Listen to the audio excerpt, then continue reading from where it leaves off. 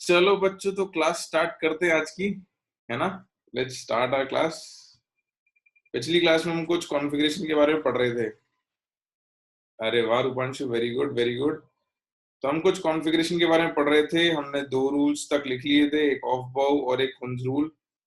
हुंज rule के हम examples कर रहे थे, जिसमें हमने 2p3 और 2p4 के करेक्ट फिलिंग वेज देख लिए थे। 3d6 और 3d5 पे कुछ क्वेश्चन पूछने थे मेरे को। हाँ रूपांशु बेटा, मैंने पढ़ा था तुम्हारा मैसेज। आदित्य वो क्लास के एंड पे डिस्कस करेंगे, है ना। अभी फिलहाल अपन क्वेश्चन पे फोकस करते हैं। Everyone is waiting. तो बच्चों 3d6 के मैं रूल्स आई होप आप लोगों को याद होंगे। 3d6 के मैं कुछ अलग अलग तरीके से फिलिंग ऑप्शंस बना देता हूँ, और वही पिछली क्लास जैसे आपको बताना होगा कि इसमें से कौन से सही हैं और कौन से गलत हैं। ऑलराइट, तो तुम बताना, मैं बना देता हूँ अलग अलग वेज। तो which all these are correct?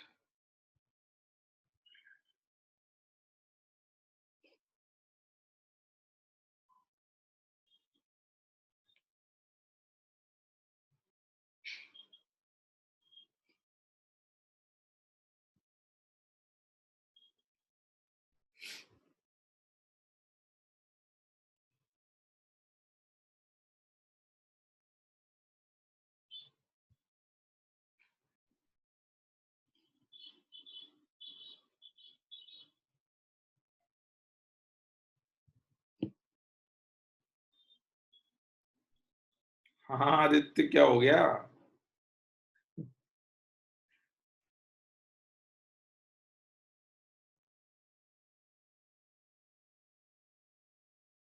और और एक ऑप्शन बनाया था मैं तुम लोगों के लिए।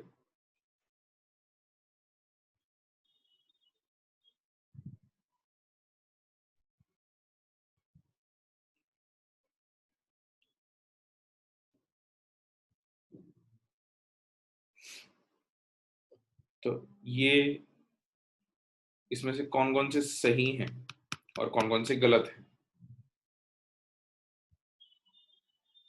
1 3 4 1 3 1 1 एंड 2। अच्छा, एक एक करके बता दो। फर्स्ट वाला सही है क्या? फर्स्ट वाला सही है, बिल्कुल ठीक है। सेकंड वाला, सेकंड सही है या नहीं? गलत है, ठीक है, बिल्कुल सही बात है। थर्ड में कोई दिक्कत है?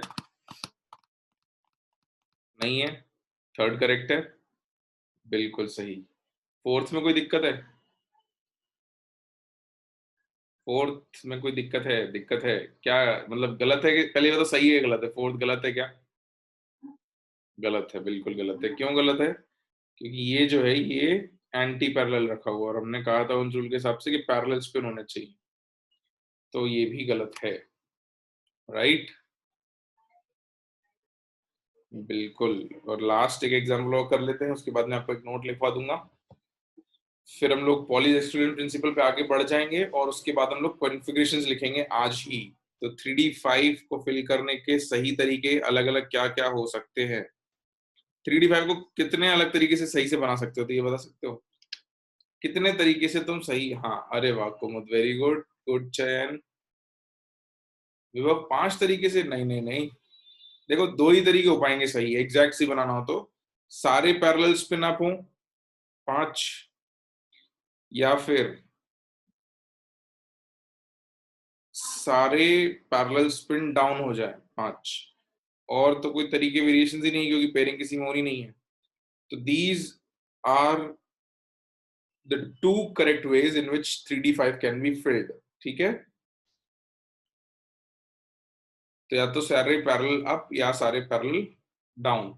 इसके सिवा कोई भी दूसरा बनाओगे तो वो गलत हो जाएगा।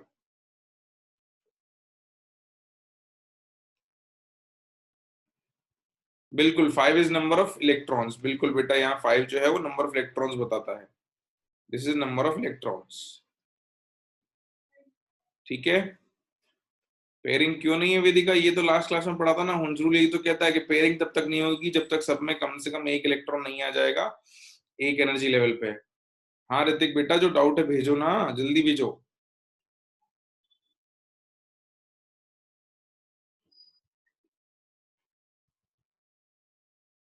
नहीं नहीं गुर्जर, एंटी पैरेलल को अपोजिट बोल सकते हैं, मतलब हाँ, मतलब अपोजिट स्पिन कह सकते हैं, बिल्कुल कह सकते हैं।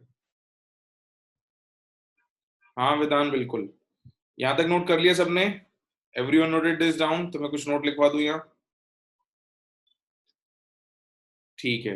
अभी चिंता मत करो, अभी तुम्हें क्वेश्चंस भी करवाऊंगा, बहुत सारे करवा दूंगा। लिखो, सबसे पहले तो नोट लिखो, ये कॉन्फ़िगरेशन फिल करते हुए काम आएगा। नोट, एग्जैक्टली हाफ फिल्ड और fulfilled subshells are more stable. Example P3, comma D5, comma F7, etc. ये सारे हाफ फिल्ड है। और P6, D10, F14, etc. These are fulfilled. तो एग्जैक्टली हाफ फिल्ड और फुलफिल्ड जो कॉन्फ़िगरेशंस होते हैं ये थोड़े स्टेबल आते हैं।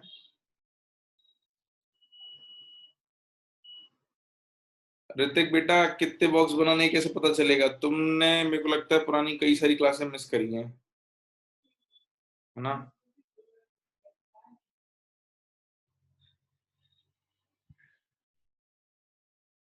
कोई बात नहीं, अभी सवाल करवाऊंगा तो समझ में आ जाएगा।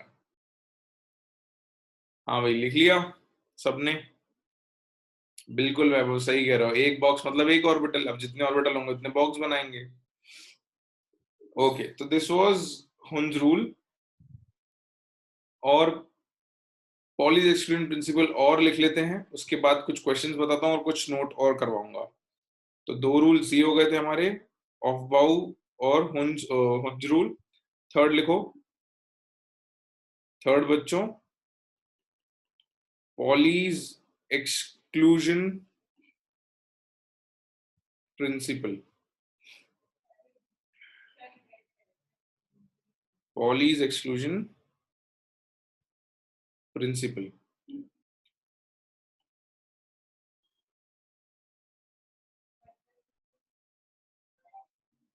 लिखो। आदित्य श्रीवास्तव बेटा, हाफ फिल्ड फुल फिल्ड कैसे हुए? अब तुम रुक जाओ थोड़ी देर, कॉन्फ़िगरेशन पढ़ाऊंगा तब आ जाएगा वो। आज तो लग रहा है कि मतलब सिर्फ डाउट पूछने के लिए डाउट पूछे जा रहे हैं, बिल्कुल भी दिमाग नहीं लगाया जा रहा है। लिखो, according to Pauli's exclusion principle, according to Pauli's exclusion principle, comma, चिंता मत करो, तुम तो लिखते जाओ, नहीं आ रहा ना कोई बात नहीं, मत समझो। अभी थोड़ी देर रुक जाओगे, सब समझ में आ जाएगा। सब्र तो रखो, पेशेंस ही नहीं है।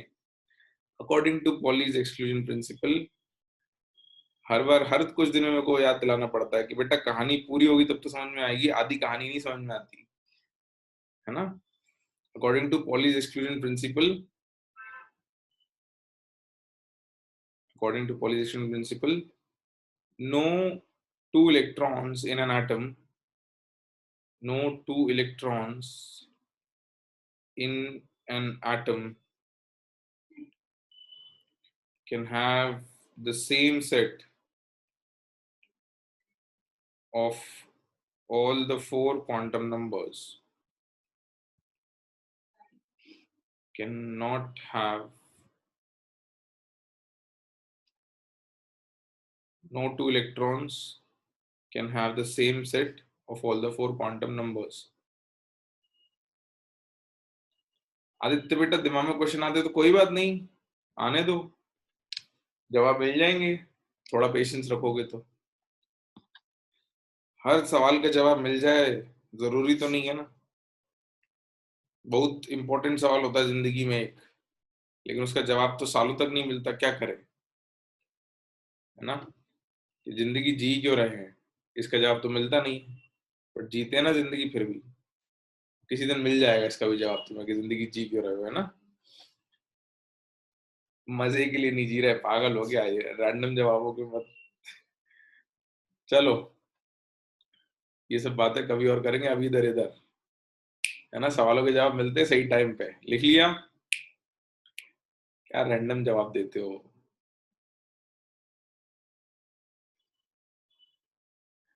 हाँ, इसका मतलब क्या हुआ, इस लाइन को हम दूसरे तरीके से भी लिख सकते हैं कि that is in an orbital the two electrons will always be of opposite spin.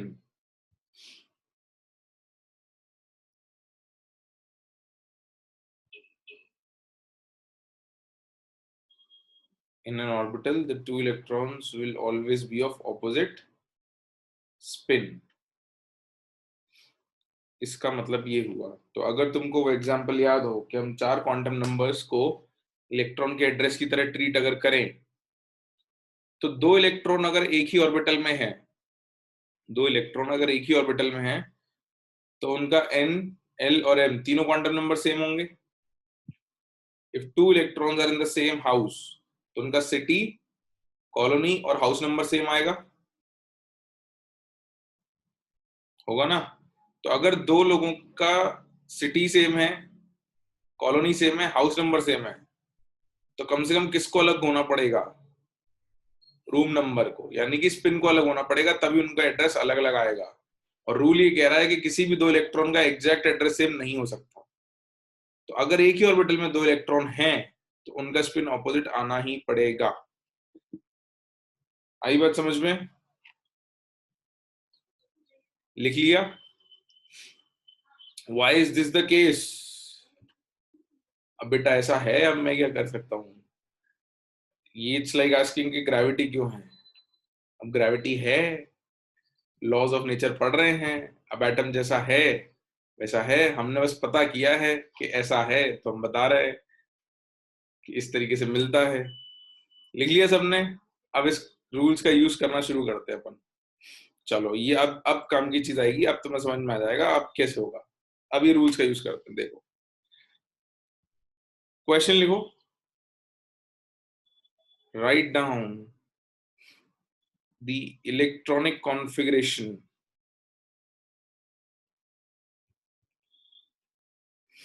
Of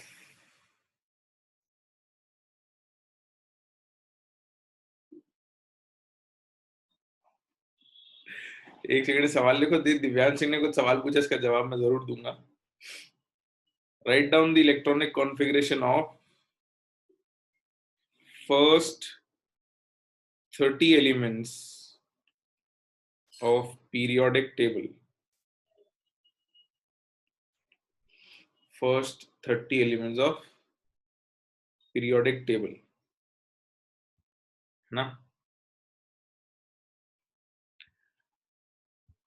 अब हम क्लास में सारे के सारे नहीं लिखेंगे, हम कुछ लिखेंगे, तो वो हम अभी डिस्कस कर लेते हैं, बाकी तुम्हारा होमवर्क रहेगा, ठीक है।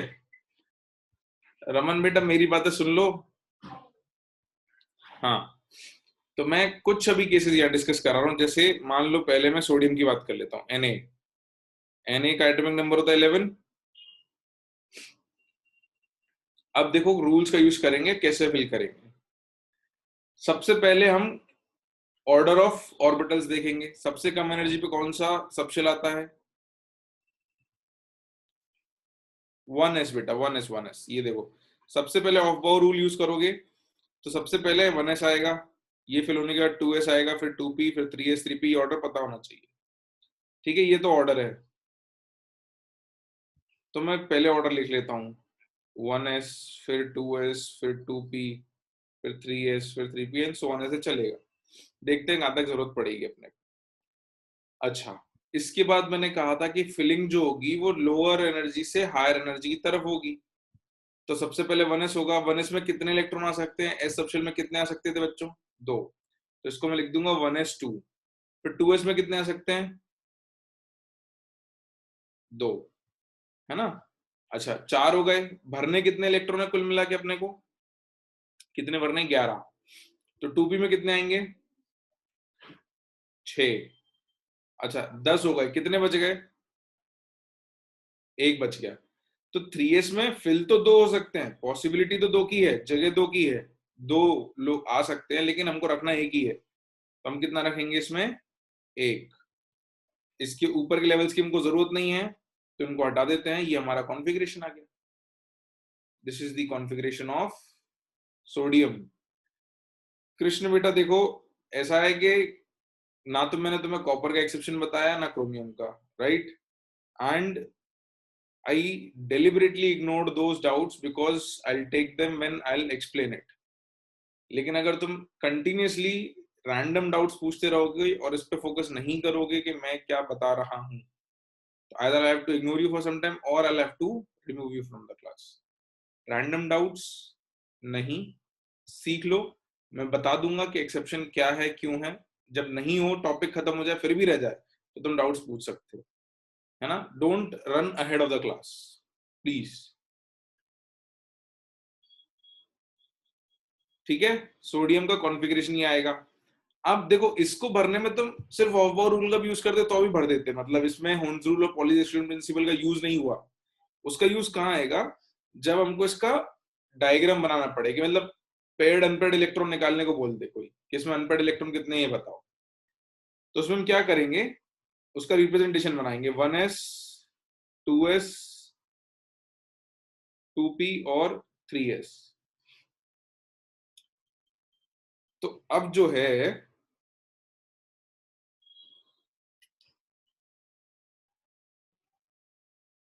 इधर देखो, अब जो है हम क्या करेंगे, सबसे पहले इनके बॉक्सेस बनाएंगे, 1s का बॉक्स बनाया, 2s का, 2p का और 3s का, ये बॉक्सेस हमने बनाए।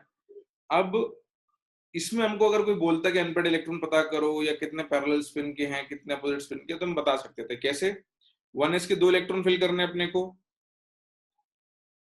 तो ये उल्टे क्यों भरे, क्योंकि हमने कहा था, देखो इस बात को ध्यान देना, पहले 2 इलेक्ट्रॉन रखने हैं, तो कैसे भरेंगे इसको मैं डिटेल में समझा रहा हूँ, सब लोग सुन लेना ध्यान से, सब कुछ डिटेल में समझा रहा हूँ, सब कुछ डिटेल में समझा रहा हूँ, तीनों रूल। पहला रूल ऑफ बाउ, ऑफ बाउ कहता है कि एनर्जी के ऑर्डर में भरेंगे, तो 1s 2s 2p और 3s, 11 इलेक्ट्रॉन भरने हैं, तो पहला इलेक्ट्रॉन मैंने यहाँ रखा। अब मेरे को दूसरा इलेक्ट्रॉन फिल करना था, दूसरा इलेक्ट्रॉन अगर मैं यहाँ फिल कर दूं 2s में, तो कौन सा रूल वायलेट किया मैंने, जल्दी बताओ,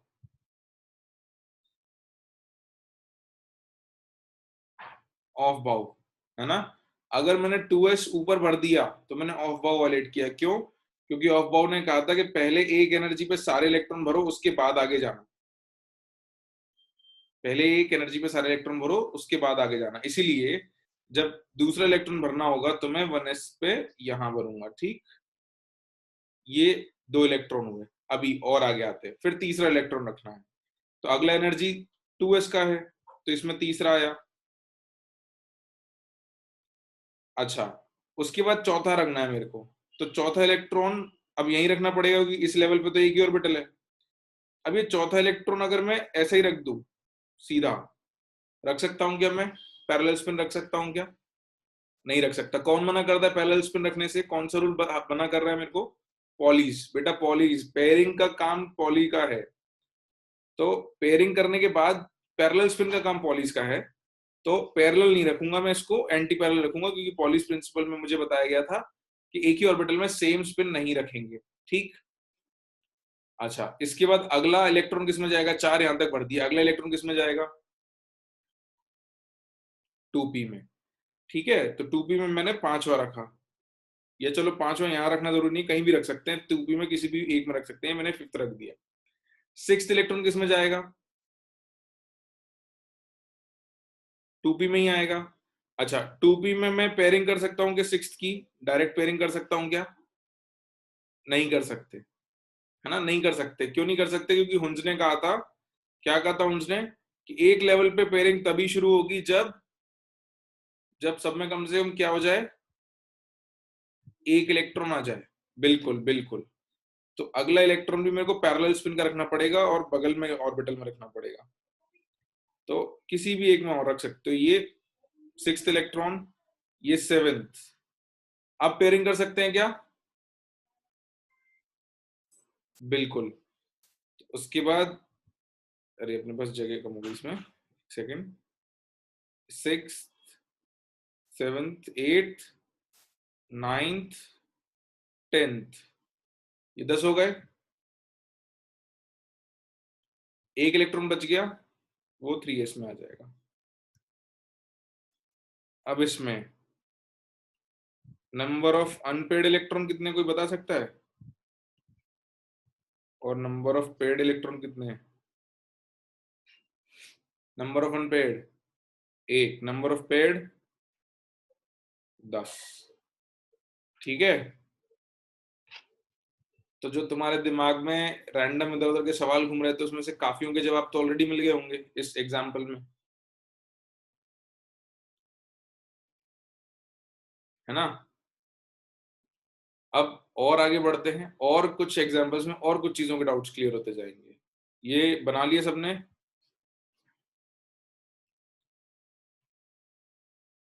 बना लो, जल्दी से बना लो।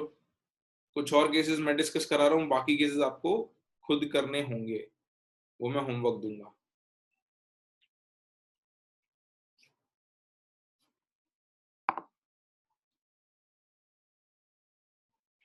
1s 2s में फर्क क्या है? हाँ, तो मैं कहने ही वाला था, वो एक डाउट और किसी ने पूछा था थोड़ी देर पहले। कहाँ गया? मैंने कहा था कि ये तो मैं बताऊंगा। Just a second, let me scroll up and find, फिर मैं बताता हूँ कि क्या हुआ। क्योंकि तुम लोग सुनते नहीं हो, जो मैं कहता हूँ कि बेटा घर पे क्लास होने के बाद थोड़ा रिवीजन कर लेना, है ना? कुछ तो जो मैं सिखाता हूँ वो रिवाइज कर लेना। तो तब सुनते नहीं है अपन, फिर भूल जाते हैं सर ने कुछ बताया था। इतने सारे मैसेज कहाँ गया वो? Just a second. हाँ, तो दिव्यांश सिंह कह रहा था कि सर, एक, जैसे एक ऑर्बिटल के अंदर दो इलेक्ट्रॉन होते हैं, ये एक ऑर्बिटल के अंदर दो इलेक्ट्रॉन होते हैं और उनका चार्ज भी सेम होता है, तो रिपल्शन होना चाहिए। तो फिर दो इलेक्ट्रॉन एक ऑर्बिटल में कैसे, है ना? ये दिव्यांश ने पूछा था। और अभी थोड़ी देर पहले ये क्या पूछा ये, हाँ, या 1s और 2s में फर्क क्या है, मोहित ने पूछा है। तो बेटा दिव्यांश और मोहित, मुझे ये बताना, उस दिन तुम्हें इतने अच्छे अच्छे डायग्राम निकाल के दिखाए, तुम्हें वीडियो दिखाए, सब समझाया मैंने कि ये न्यूक्लियस है ना? 1s का शेप ऐसा होता है, उसमें एक इलेक्ट्रॉन घूम रहा है, उसी में दूसरा इलेक्ट्रॉन घूम रहा है। इसका रेफरेंस, इसको बार बार ना बना के एक बॉक्स से रिप्रेजेंट कर रहे हैं कि ऑर्बिटल में दो इलेक्ट्रॉन हो सकते हैं, एक इलेक्ट्रॉन को स्पिन अप, एक इलेक्ट्रॉन स्पिन डाउन। तो इसको कहने का मतलब ये थोड़ी हो गया कि मैंने दोनों इलेक्ट्रॉन चिपका के रख दिए हैं, दो कीड़े की तरह उड़ रहे हैं ना, सब भूल जाते हो क्या क्या सिखाया था तुमको। अब बोल रहा है 1s और 2s में क्या फर्क है सर, कि 1s में और 2s में क्या फर्क है? बेटा कैसी बातें कर रहे हो यार,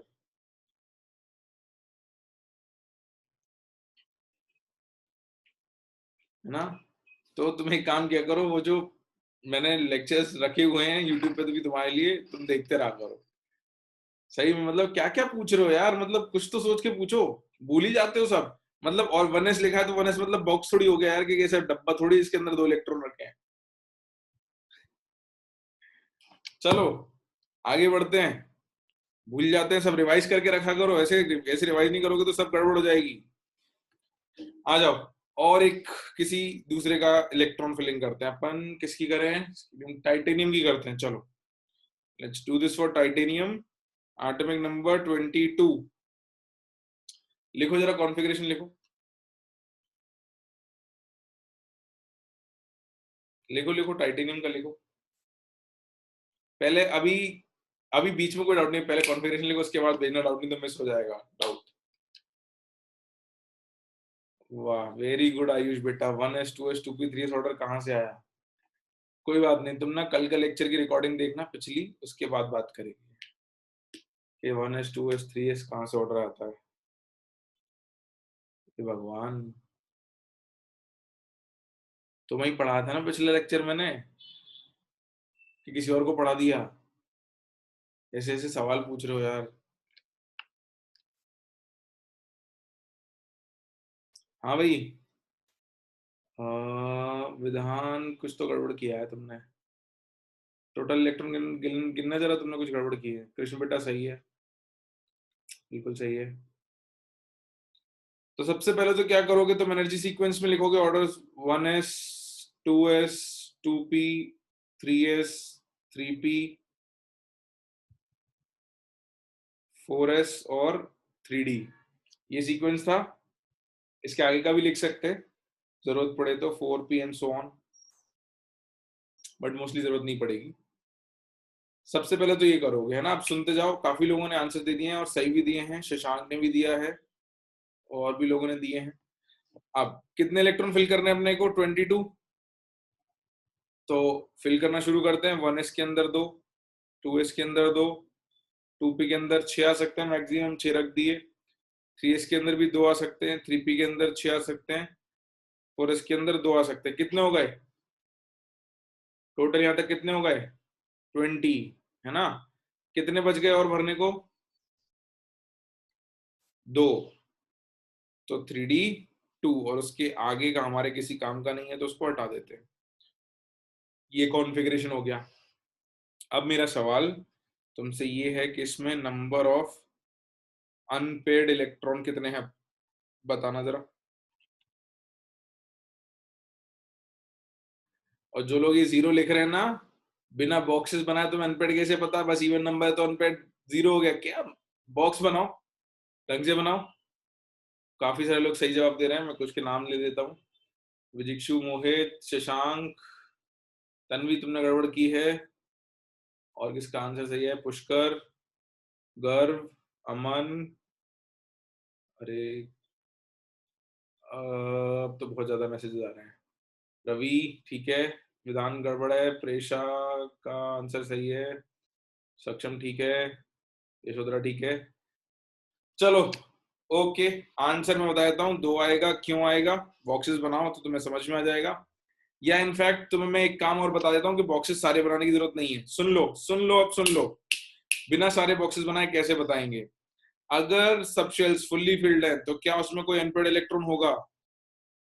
अगर सब शेल्स फुल्ली फिल्ड है तो क्या उसमें कोई अनपेड इलेक्ट्रॉन होगा? नहीं होगा। पूरी तरीके से भरा हुआ है, यानी सारे इलेक्ट्रॉन पेड है। तो अनपेड होने के चांसेस किस में है? सिर्फ इसमें, आखिरी वाले में, 3D में। तो सारे बॉक्सेस मत बनाओ, ये तो फुल्ली फिल्ड है, दीज आर फुल्ली फिल्ड।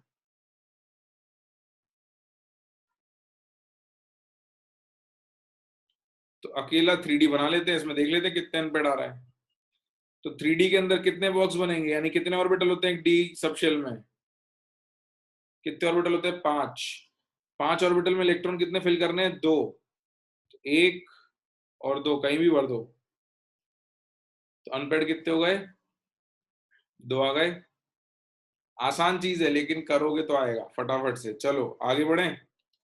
एक केस और करा रहा हूं, बाकी आपके लिए होमवर्क रहेगा इलेक्ट्रॉनिक कॉन्फ़िगरेशन का। फिर इस पे बेस्ड क्वेश्चन बहुत सारे रहेंगे, वो ओपन कर लेंगे। चलो तो थर्ड केस जो है वो अपन किसका करेंगे? मैग्नीज। Manganese is 25।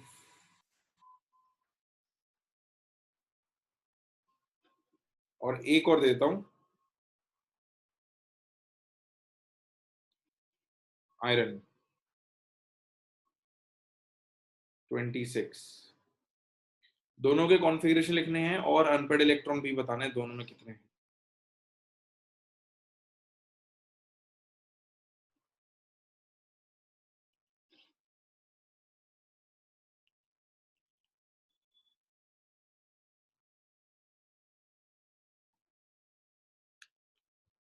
रुद्धि बेटा, थोड़ा गड़बड़ किया है तुमने, कुछ देखो जरा।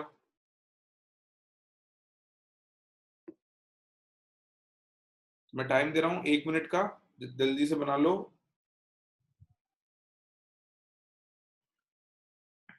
ठीक है बेटा, पर्व आंसर। कृष्ण बेटा ठीक है। पेड एंड पेड भी निकाल के बताओ। सुजल सही है, प्रीति सही है, प्रेषा ठीक है, भूमिका ठीक है, वृद्धि बेटा ठीक है। अरे बहुत सारे मैसेज आ गए, रुक जाओ। अमन गड़बड़ है बेटा। विधान मैसेजेस ऊपर निकल गए हैं, मिस हो गया है। चलो बहुत सारे मैसेज आ गए, मैं नाम नहीं ले पा रहा हूँ। अनवी, किस किस के नाम आ जाते हैं, विजिक्षु, दिव्यांशु, सबके रिया सिर्फ नाम ही पढ़ पा रहा हूँ, रिप्लाईज नहीं। चलो एक सेकंड रुक जाओ, एक सेकंड रुक जाओ, मैं लिख देता हूँ। अच्छा एक काम करो, तुम लोग लिख लो, मैं भी लिख देता हूँ और तुम लोग आंसर्स चेक कर लेना, ठीक है? उसके बाद अपन तुम्हारे आंसर्स डिस्कस कर लेंगे।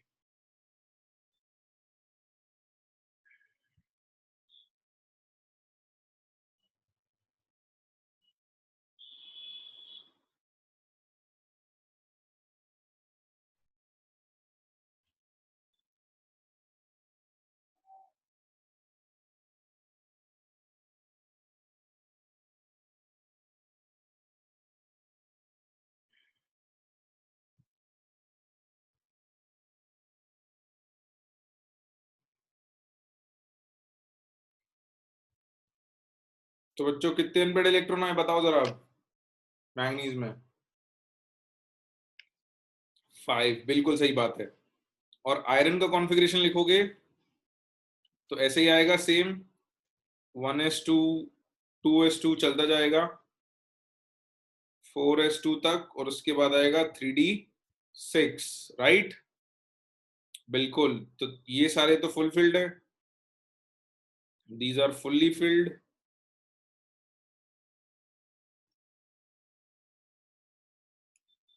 और 3d6 को बनाना है 1 2 3 4 5, और सिक्स कहीं भी पेयर कर सकते हैं, तो कर दिया। Number of unpaired electrons 4, right? है ना, यही आएगा। तो this is how you will write down the configuration. Basics इतने ही है। अब कॉन्फ़िगरेशन पे बेस्ड क्वेश्चन आ जाते हैं कई बार। तो मैंने कुछ फॉर्मूलेज आपको पहले लिखवाए थे, मैं उनको सबको कंपाइल करके एक जगह लिखवा देता हूँ, उस पर कुछ क्वेश्चन हम कर लेते हैं। बिल्कुल बिल्कुल, अनपेड आप उल्टे ही बना सकते हो बच्चों, इसको ऐसा भी बनाया जा सकता था, देखो मैं बता देता हूँ। You could have made this like this also. एक, सॉरी उल्टा बनाना अपने को। You could have made 1 2 3 4 5 and 6। Both are perfectly fine, दोनों सही है, कोई दिक्कत नहीं है ना, ऊपर ही बना सकते थे। You could have made it like this also. Okay, चलो तो अब एक नोट लिख लेते हैं, कुछ फॉर्मुलेज जो पहले भी लिखवा चुका हूं उनको लिख लेते हैं, क्योंकि उनको हम इन क्वेश्चंस में यूज करेंगे। तो नोट करके ये सारे फॉर्मूले एक साथ कंपाइल कर लेते हैं हम, एक साथ लिख लो। तो number of orbitals in a subshell का फॉर्मूला क्या बताया था? Number of orbitals in a subshell का फॉर्मूला क्या बताया था? 2 × L+1, very good, 2L+1। Second, तो maximum number of electrons in a subshell क्या हो गए थे हमारे? Maximum number of electrons in a subshell क्या हो गए थे? 2 × 2L+1, या हमने इसको लिखा था 4L+2, ठीक है। Third, maximum number of electrons in a shell कितना आया था बच्चों? इन अ शेल 2n², बिल्कुल 2n² था। या एक और तरीके से लिख सकते हैं, और एक और तरीका ये नहीं बताया था, ये बताया तो सुन लो। You can also write this as, और this is equals to summation of L equal to 0 to n-1 2 into 2L+1। Summation of, इसको समेशन कहते हैं, this is known as summation, summation of L equal to 0 से n-1 2 into 2L plus 1। इसका मतलब क्या है वो भी बता देता हूं। तुमने अभी लिखा था, क्या लिखा था कि सबशेल में इलेक्ट्रॉन कितने होते हैं, इतने होते हैं 2L plus 1, 2 into 2L plus 1 लिखा था। हाँ, अच्छा, किसी भी शेल में किसी भी n की वैल्यू के लिए, देखो मैं इसका एग्जांपल बता दूं। एक काम करो, इसको लिख लो, सारे नोट्स लिख लेते हैं, उसके बाद एग्जांपल करा ही दूंगा इसको, है ना। मैं इसको समझा दूंगा अभी एक नोट के एंड पे, पहले लिख लेते हैं नोट पूरा, नहीं तो फिर बीच में तुम्हारा नोट खराब हो जाएगा। ओके, तो प्रॉपरली नोट लिख लेते, फिर मैं इसको समझा दूंगा। Fourth point,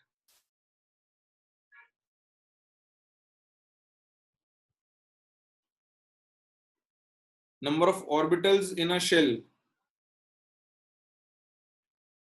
number of orbitals in a shell, क्या फॉर्मूला लिखा था हमने, एन स्क्वायर, है ना। इलेक्ट्रॉन्स का हाफ हो जाएगा एन स्क्वायर, या फिर और क्या लिख सकते हैं ऊपर वाला देख के,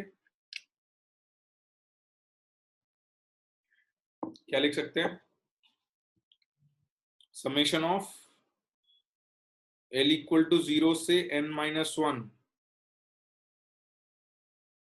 इंटू 2L, मतलब ऑफ 2L प्लस 1, ठीक है। तो ये आ गया तो ये आ जाएगा, या ये आ गया तो ये आ जाएगा, इन दोनों को इंटर कन्वर्ट तो कर लेंगे हम, इसको बता देंगे कि आया कैसे, है ना। ओके, 4 पॉइंट हो गए, फिफ्थ पॉइंट लिखो, orbital angular momentum, orbital angular momentum in bracket capital is equal to h upon 2 pi under root L into L plus 1, या इसको हमने लिखा था h cross into under root L into L plus 1। Sixth, spin angular momentum,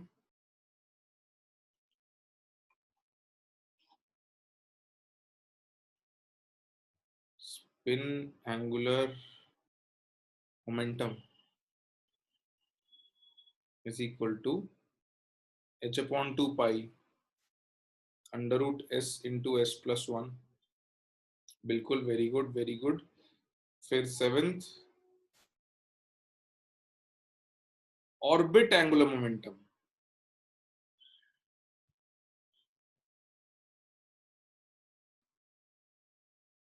ये bore के model में पढ़ा था, क्या पढ़ा था,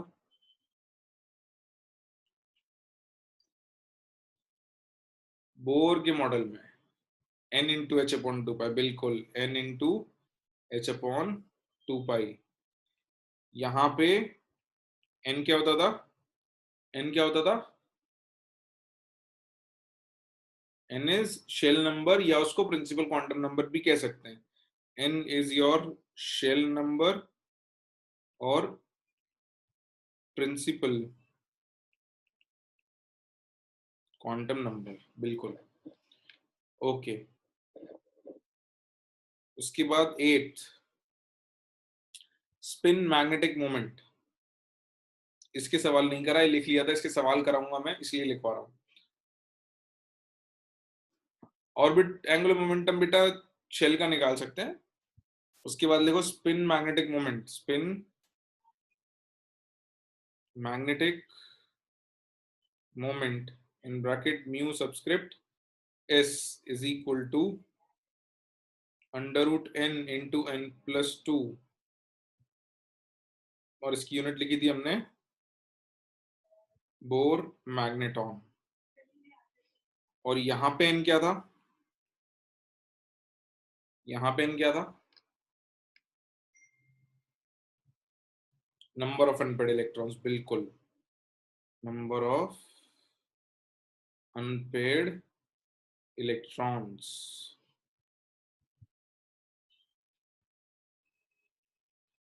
नाइन्थ,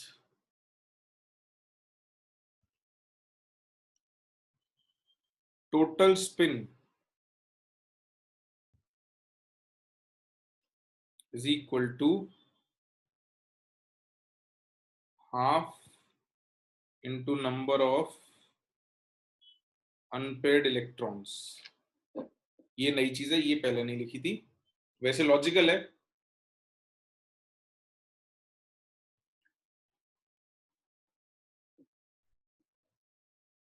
लो, जितने भी पेड इलेक्ट्रॉन है उनमें एक का स्पिन प्लस हाफ, एक का माइनस हाफ, तो स्पिन कैंसिल हो जाएगा। सिर्फ जो अनपेड इलेक्ट्रॉन्स है पैरेलल स्पिन वाले, उन्हीं का स्पिन एड अप होगा। तो टोटल स्पिन होता है half into number of unpaired electrons.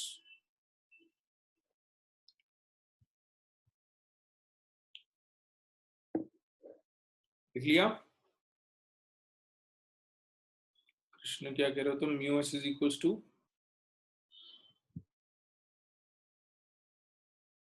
हाँ वो भी लिख सकते हैं, बिल्कुल वो भी होता है, बिल्कुल वो भी होता है।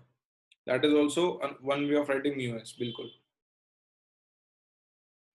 नहीं बेटा विधान, अनपेड इलेक्ट्रॉन्स का फॉर्मूला कैसे हो सकता है?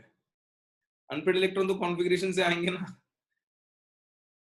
हाफ क्यों? क्योंकि हर एक इलेक्ट्रॉन का स्पिन कितना होता है?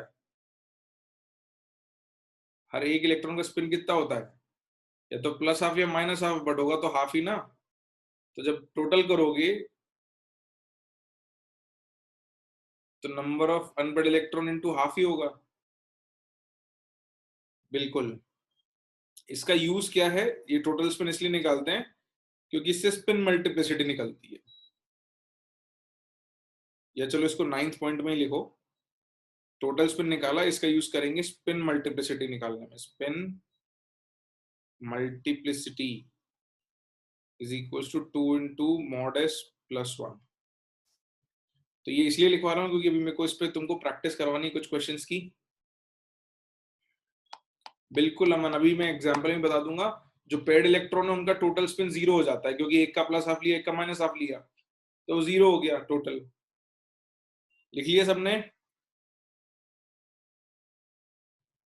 और अभी कुछ लोग पैरामैग्नेटिक डायमैग्नेटिक पूछ रहे थे, तो वो भी यही लिखवा देता हूँ।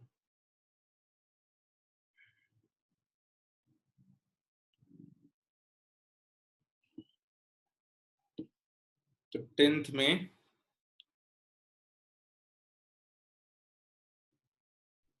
एटम्स,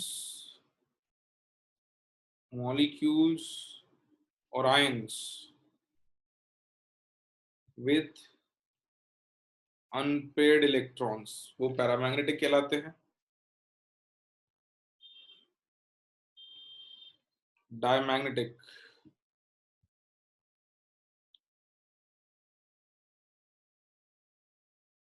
एटम्स, मॉलिक्यूल्स और ions with no unpaired electrons, or we can say all paired electrons। बिल्कुल।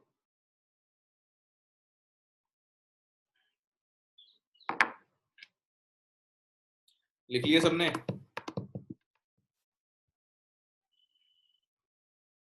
अब हम इस पे क्वेश्चन कर लेते हैं। चलो तो question,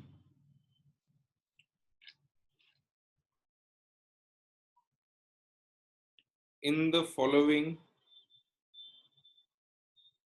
cases, comma, last line रह गई लो, in the following cases, comma,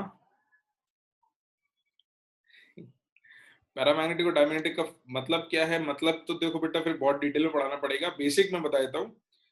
होता क्या है कि इन एलिमेंट्स का मैग्नेटिक फील्ड में बिहेवियर अलग अलग होता है। जिनमें अनपेड इलेक्ट्रॉन होते हैं वो अलग तरीके से बिहेव करते हैं, जिनमें कोई भी अनपेड इलेक्ट्रॉन नहीं होते वो अलग तरीके से बिहेव करते हैं। तो क्योंकि इनका मैग्नेटिक फील्ड में बिहेवियर अलग अलग है, इसलिए इनको दो कैटेगरी में बांट दिया गया, पैरामैग्नेटिक और डायमैग्नेटिक। तो एक मैग्नेटिक फील्ड से अट्रैक्ट होते हैं, एक मैग्नेटिक फील्ड को रिपेल करते हैं। तो बट अब उसको डिटेल में मैग्नेटिज्म में पढ़ोगे तुम लोग, तो मैग्नेटिज्म तो हम अभी नहीं डिस्कस कर सकते, बट पता करना आसान है तो हम बता सकते हैं। ऐसा क्यों बेटा? तो मैग्नेटिज्म पढ़ो यार, मतलब सब कुछ थोड़ी, मतलब एटॉमिक स्ट्रक्चर पूरी साइंस थोड़ी पढ़ लेंगे, मतलब अभी तो इतना निकालना तो सीख जाओ पहले।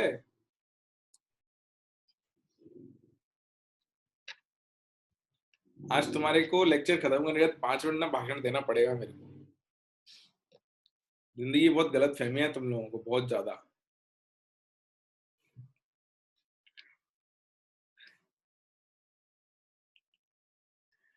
हाँ लिखो सवाल। हाँ हाँ बिल्कुल बिल्कुल बिल्कुल। इन the following cases find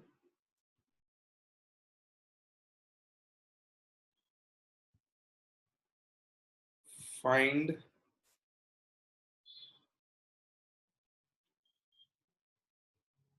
the values of number 1 spin magnetic moment,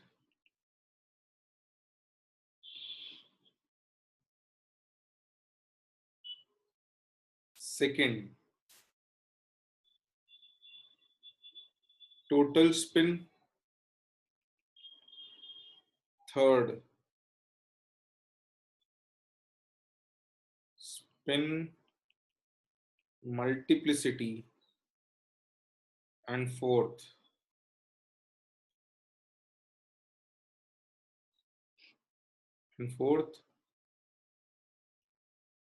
categorize as para or diamagnetic।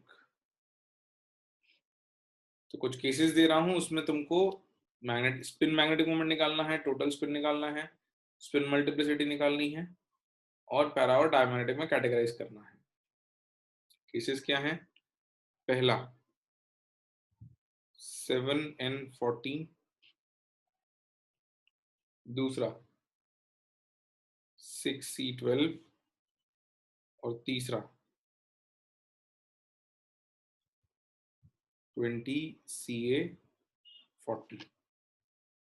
In 3 cases के लिए वैल्यू बतानी है।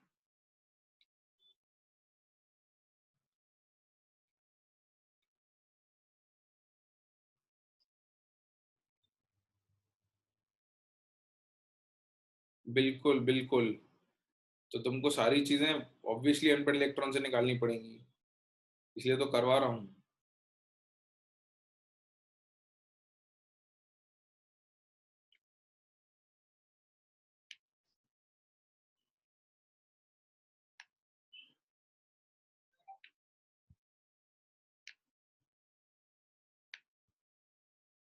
अभी एग्जाम्पल करके समझ में आ जाएगा। क्वेश्चन लिख लिया? चलो मैं ही समझाता हूँ, तुम करोगे तो फिर रैंडम डाउट्स आएंगे तुमको, पहले मैं समझा देता हूँ।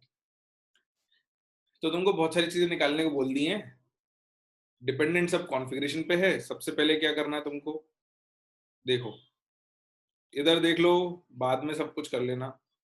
सबसे पहले तुम लिखोगे 7n14 का कॉन्फ़िगरेशन, 1s2, 2s2, 2p3। और इस कॉन्फ़िगरेशन में तुमको दिख जाएगा कि 2p3 में 3 अनपेड इलेक्ट्रॉन हैं।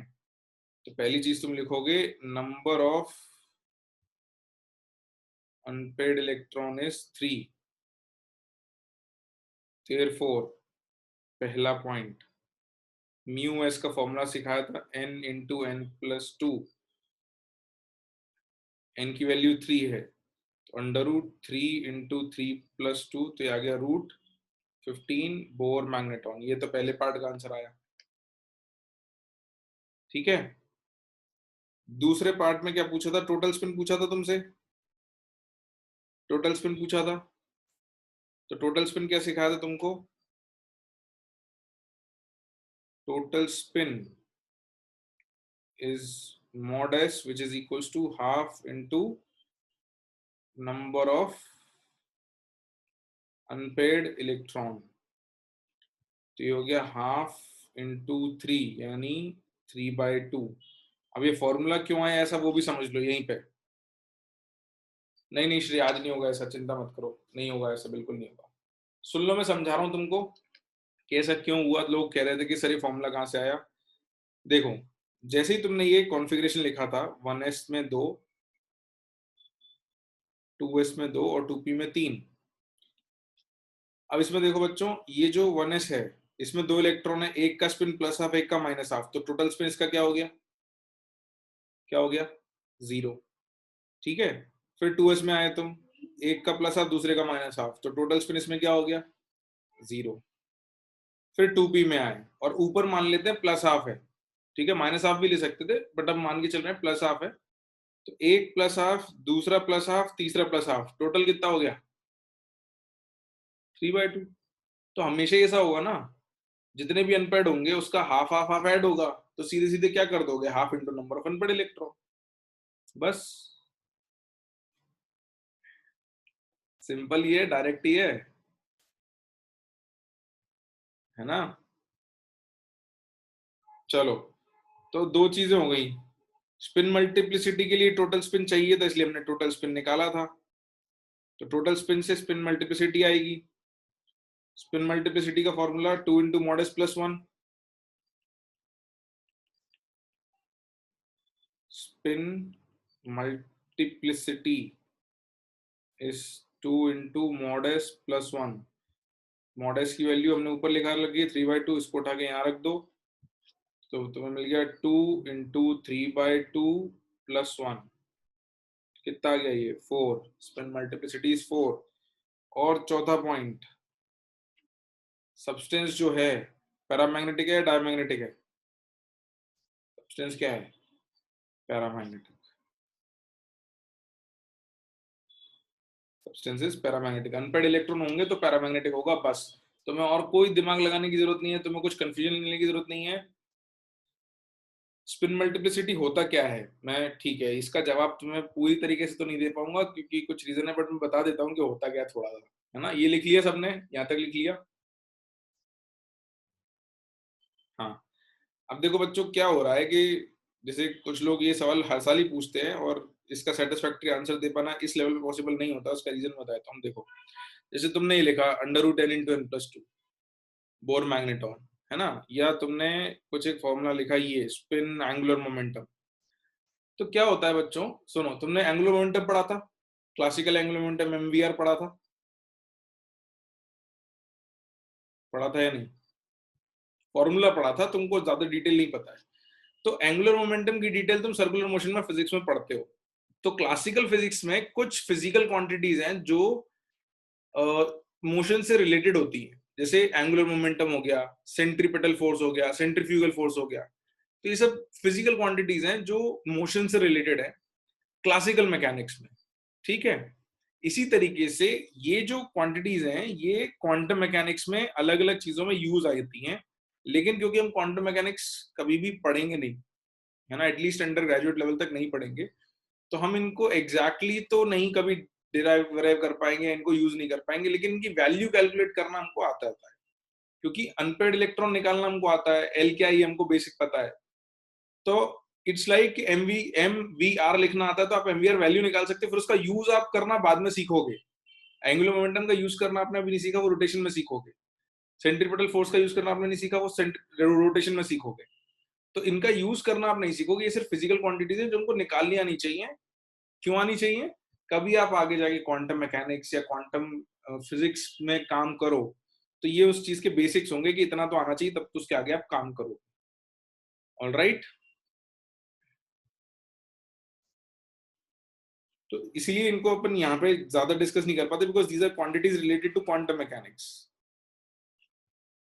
नीट के लिए बेटा थोड़ा बहुत मतलब से ये तो आना चाहिए, नीट में ये तो पूछा ही जाता था, ये तो मतलब बिल्कुल आना ही चाहिए, इसमें तो मतलब पूछा ही जाता है, अनपेड इलेक्ट्रॉन निकाल के म्यू निकालना। ओके, तो मैं बाकी दो पार्ट आपके लिए होमवर्क दे रहा हूँ, ये दो पार्ट्स आपको होमवर्क रहेंगे, कार्बन और कैल्शियम के लिए आपको निकालना रहेगा।